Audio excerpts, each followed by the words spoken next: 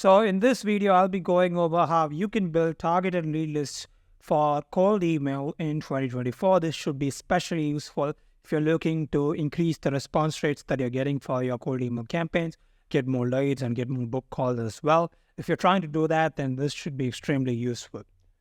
Now, why targeting matters? If you write emails like this, hey, first name, so that you're running an e-com store, of course, it's going to sound generic as fuck because it's too damn obvious, right? Of course, I run an e-com store, dummy. Like, what are you telling to me that's new? And what's new about that, right? What's more better or what works better is this. Hey, first name, came across brand name on TikTok while searching for some cool apparel. And then you continue your outreach message, right? You continue with your copy. This is more targeted and segmented. It shows that you did a little bit more research as well. Now, how do you actually incorporate this strategy though? Well, you can use these methods, right? You can use specific databases such as Apollo.io, Clutch for agencies, Crunchbase for finding SaaS companies and funded startups as well. You can also use LinkedIn Sales Navigator, BuiltWith, Store Leads, and so on. You can segment by industry and sub-industries, employee count, what department the employee is in, locations they are based in, and the technologies they use, right? So let's start with industries and sub-industries. Let's take e-com as an example once again. We can target specific industries such as fashion brands, beauty brands, and so on, and we can go a little bit in depth deeper into sub-industries as well, such as women's apparel, men's skincare products, and so on. Here's how you do that inside Store Leads. You select category, you go to category, and then you go to apparel, for example, and then you can go and select the subcategory that you want, such as women's clothing or footwear or men's clothing, and so on. Now, that's how you go for industries and sub-industries. You can do this in Apollo as well via keywords.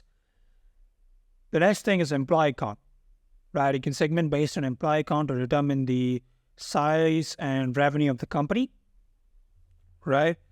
Because the revenue filter, when it comes to most of these lead databases, are very inaccurate because you can't really get their financials, right? You can't go and get the exact financials of each company. So what you got to do is you got to segment by the second best filter, which is employee count, which is way more accurate compared to the revenue filter that these companies use when it comes to determining the size of the company. Now, the next thing is what department the employee is in. We could target marketing leaders such as CMOs or financial guys such as CFOs and head of accounting and so on, and change the language of our email based on that, Also, we could target head of growth, VPs of sales, and so on as well, sales leaders as well. It all depends on your solution, right? Now, marketing leader may be interested in metrics such as CPM, CPL, cost per lead, cost per acquisition, and so on, while sales leaders may be interested in terms like data coverage, amount of SQLs and MQLs that we are able to generate, and so on.